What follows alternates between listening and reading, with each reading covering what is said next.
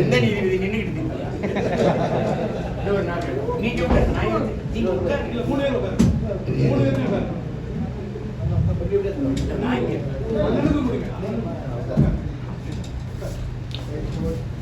இந்த மரமும் இல்ல வாதி பிரதிவாதி சிறந்த சிந்தனையாளர்கள் மத்தியிலே உட்கார்ந்திருக்கிறேன் என்ற ஒரு தாழ்மையோடு ஒரு சில கருத்துக்களை உங்களுடைய மேலான சிந்தனைக்கு தீர்ப்பாக நான் தருகிறேன்.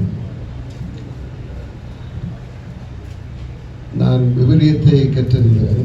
ஆகவே விவிலியத்தின் அடிப்படையிலே தம்பி செந்தமிழன் சீமான் அவருடைய இந்த நாள் கேள்விகளுக்கு அவர் அளித்த பதில், இதுக்கு முன்னர் அவர்கள் ஆங்காங்கு பேசின பேச்சுக்கள் எல்லாவற்றையும் கேட்டு நான் என்னுடைய தீர்ப்பை சீமான் அவர்களை பற்றி நான் சொல்லுவேன்.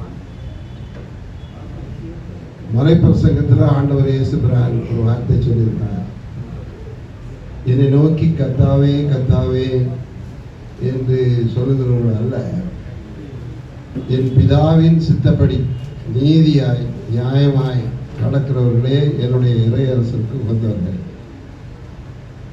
இயேசு பிரான் என்ன சொல்லியிருக்கிறார் அப்படின்னா, இயேசுவே இயேசுவே என்று கத்தி கிடப்பது அல்ல, இறைவன் ஒருவர் இருக்கிறார், அவருடைய நீதியின்படி யார் நடக்கிறார்களோ அவர்களே எனக்கு உகந்தவர்கள் என்று அவர் சொல்லியிருக்கிறார். அந்த வகையில் பார்த்தால் சீமான் இயேசுவின் சீமன். இப்படி ஒரு தீர்ப்பை நான் அந்த வசனத்தின் அடிப்படையில் உங்களுக்கு நான் வழங்குகிறேன். ஆண்டவர் ஒரு ஓமையை சொன்னார். அதிலே ஒருவன் ரோட்டோரமாய் குற்றுயிராய் கிடக்கிறான். ஒரு ஆசாரியன் கடந்து போகிறான், ஒரு லேவியன் அதை பார்த்துட்டு கடந்து போகிறான். ஒரு நல்ல ஒரு சமாரியன் ஒருவன் வந்து அவரை பார்க்குறான். குற்றூராய் கிடக்கிற ஒரு மனுஷனிடத்துல எல்லாருடைய சிந்தனைக்கு நான் இதை சொல்கிறேன், முக்கியமாக கிறிஸ்தவர்கள். குற்றுயிராய் கிடக்கிற ஒரு மனிதனை பார்த்து ஒரு புரட்டி எடுத்து, நீ இந்துவா கிறிஸ்தவனா முஸ்லீமா அது கேட்டு உதவி செய்ய முடியுமா? ஸோ பைபிள் சொல்லுகிறது மக்கள் சேவை.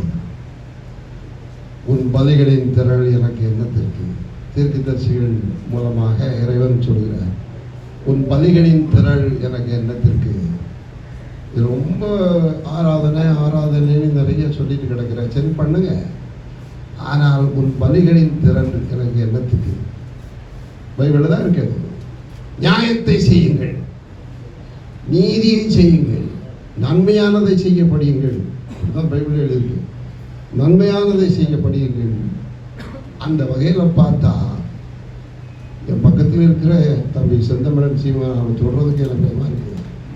ஒரு அற்புதமான ஒரு விவிலியத்துக்கு உகந்த ஒரு தேவ மனுஷன். உங்களுக்கு நான் தைரியமாக ஒரு ஊழியக்காரனாக நான் சொல்கிறேன். ஆகவே இந்த எந்த மதமாகவும் நீங்கள் இருங்கள், மதச்சடங்குகள் விவிலியத்தின்படி மதச்சடங்குகள் சமுதாயத்தில் நீதியை நடப்பிப்பதற்கு பதில் பொருள் மாற்று அல்ல. பதில் பொருள் மாற்றுங்கிறது சப்ஸ்டியூட்ங்கிறது தமிழ். மதச்சடங்குகள் சமுதாயத்திலே நீதி நியாயத்தை நடப்பிப்பதற்கு சப்ஸ்டியூட் அல்ல. அது நம்ம எல்லா மதத்தவர்களும் அதை புரிந்து கொள்ள வேண்டும். அந்த வகையில் இறைவனுடைய நீதியை நிறைவேற்றுபவராக நான் தம்பி செந்தமிழன் சீமான் அவர்களை பார்க்கிறேன். விவிலியத்தின்படி அவர்களை ஒரு உயர்ந்த இடத்திலே நான் வைக்கிறேன். ஆண்டவர் இயேசு போதித்த மனிதநேயம் என்பதையெல்லாம் தன் இருதயத்திலே ஆழமாய், இயேசுங்கிற பேரை அவங்க சொல்லாட்டாலும் இருதயத்திலே ஆழமாய் அதை பதித்து கொண்டு அந்த நீதி நியாயத்தை உலகத்தில் நிறைவேற்ற அவர்கள் முற்படுகிறார்கள். அவருடைய அன்போடு நான் வாழ்த்துகிறேன். என் தாசனாகிய தாவீதை நான் கண்டுபிடித்தேன். மனுஷன் கண்டுபிடிக்கப்பட்டிருக்கிறார், கண்டுபிடிக்கப்பட்டிருக்கிறார். என் தாசனாகிய தாவீதை நான் கண்டுபிடித்தேன், என் பரிசுத்த தைலத்தினால் அவரை அபிஷேகம் பண்ணினேன். பாருங்க, அவங்க நம்புறாங்களோ என்னமோ எனக்கு தெரியல, ஆனால் பைபிளில் இருக்குதுன்னு நான் சொல்றேன். என் தாசனாய் தாவீதை கண்டுபிடித்தேன், என் பரிசுத்த தைலத்தினால் அவனை அபிஷேகம் பண்ணினேன், என் நாமத்தினால் அவன் கொம்பு உயரும். நடக்கதான் போகுது. நியாயக்கேட்டின் மகன், பைபிள் அப்படியே இருக்கு, நியாயக்கேட்டின் மகன் அவனை ஒடுக்குவதில்லை. எனக்கு ரொம்ப ஆச்சரியமா இருக்கு, இவ்வளவு தைரியம் ஒரு மனுஷனுக்குள்ள எப்படி வருகிறது? இத்தனை கிரிட்டிசிசம், என்னது பேரு, இத்தனை விமர்சனங்கள், எல்லா வகையிலும் இருந்து எதிர்ப்புகள், இது அவதூறுகள், இது எல்லாம் தாண்டி ஒரு மனிதன் நீதி நியாயத்தை தொடர்ந்து பேசிக்கொண்டே இருக்கிறார்கள் என்றால் இந்த இறைவனுடைய அபிஷேக தைலம் அவர் மேல இருக்கிறதுனால தான் அப்படி செய்ய முடியுது என்பதை நான் நம்புகிறேன்.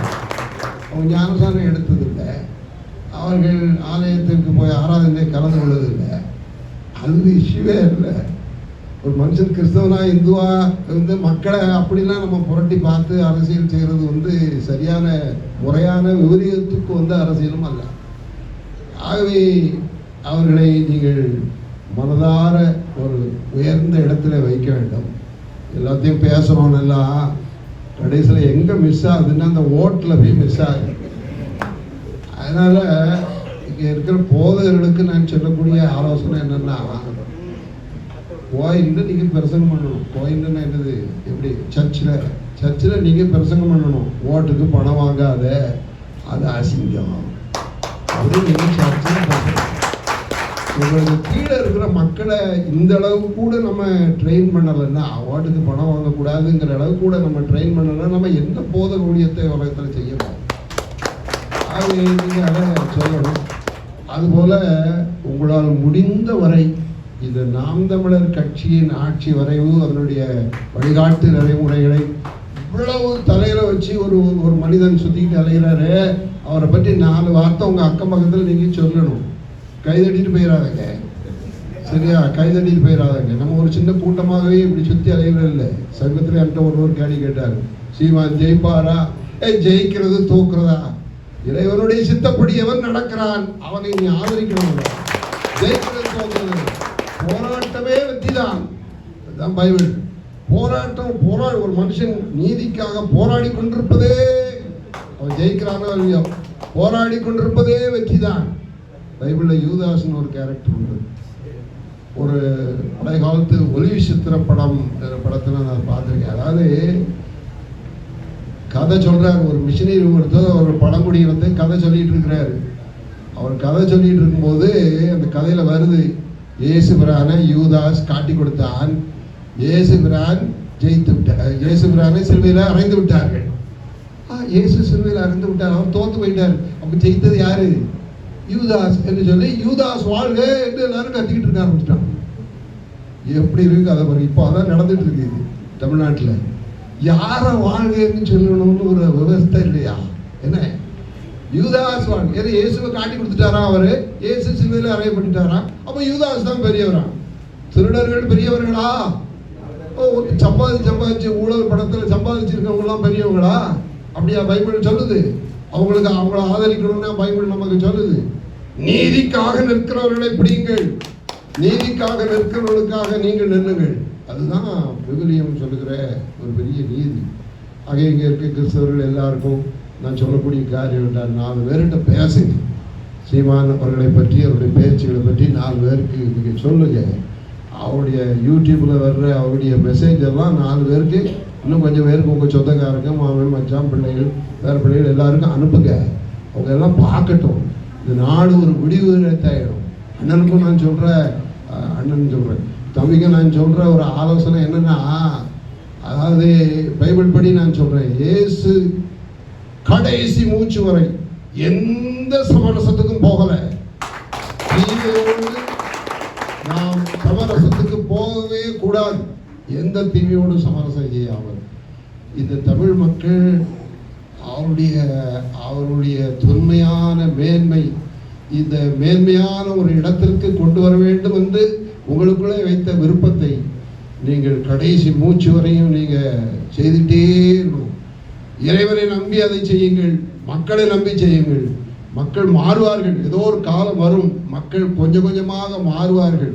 இந்த காலத்தில் இளைஞர்கள் புதுசாக தொடங்கின கட்சியில் போயிருக்கிற இளைஞர்கள் பேசுகிற பேச்சை கேட்டால் ஐயோன்னு இருக்குது நமக்கு. என்னடா இப்படி பேசுகிறாங்க கூட, ஒன்றும் தெரியாத பிள்ளைகளாக இருக்காங்க.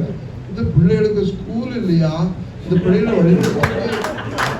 வழிநடத்துறதுக்கு ஒரு சர்ச்சு இல்லையா? அந்த சர்ச்சில் அந்த ஊரில் ஒரு சர்ச்சு இருந்தால் அந்த பாஸ்டர் என்ன பண்ணிக்கிட்டு இருக்காரு?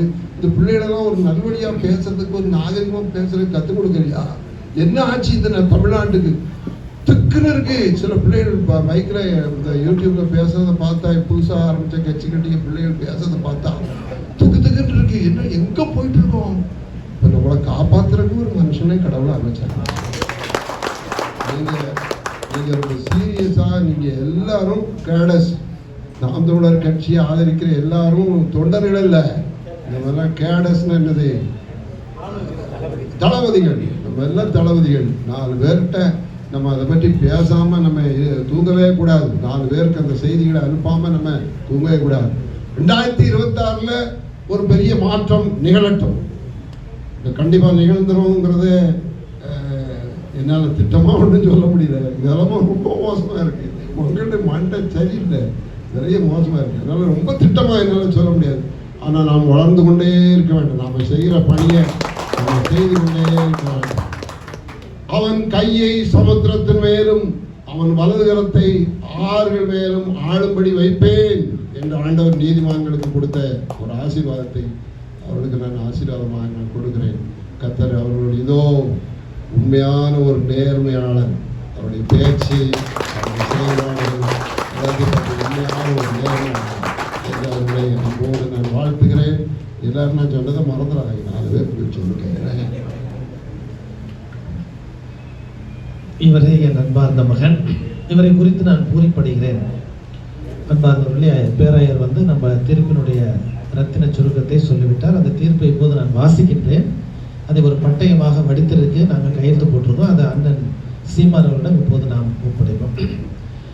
மறைநூல் அறிஞரை போலன்றி அதிகாரத்தோடு அவர்களுக்கு கற்பித்து வந்த இயேசுவின் போதனையை குறித்து மக்கள் வியப்பில் ஆழ்ந்தது போல கேட்கப்பட்ட விசாரணை கேள்விக்கணைகள், துணை கேள்விக்கணைகள் அனைத்தையும் நேர்மையாக துணிவோடு எதிர்கொண்டு இயற்கை நியதியின் அடிப்படையில் மக்களின் அனைத்து கேள்விகளுக்கும் பதிலளித்த செந்தமிழன் சீமான் அவர்களை மனதார வாழ்த்துகிறோம்.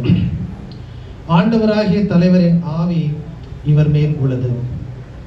இறை படைப்புகளின் மீது உயர்ம நேயம் கொண்ட இவரை ஆண்டவர் அருள் பொழிவு செய்துள்ளார்.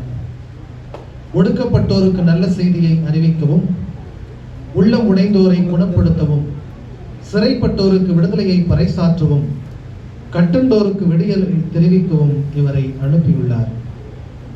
இவரது சமூக செயல்பாடுகளை சீர்தூக்கி பார்த்து மாற்று அடிப்படை அமைப்பு அரசியல் மாற்றம் இவரால் நிகழக்கூடும் என்பதால் மக்கள் இவருக்கு ஆதரவளிக்கலாம் என பரிந்துரைத்து கீழ்கால விவிலிய வாசகத்தின் அடிப்படையில் 11/10/2025 சனிக்கிழமை சென்னை மர்ஹபா அரங்கில் நடைபெற்ற உரையாடல் அமர்வின் போது இன்று நாங்கள் கூட்டாக கையொப்பமிட்டு இந்த சான்றை அளிக்கிறோம்.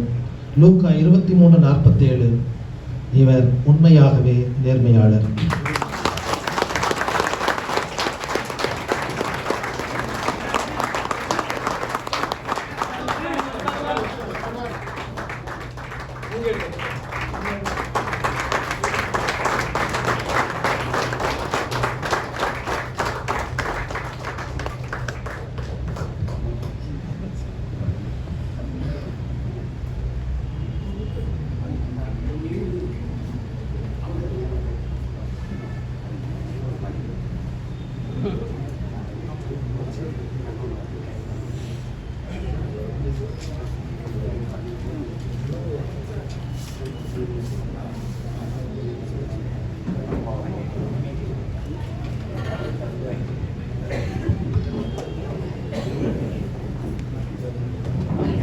வந்து பங்கேற்ற சிறப்பித்த அனைத்து உறவுகளுக்கும் நன்றி.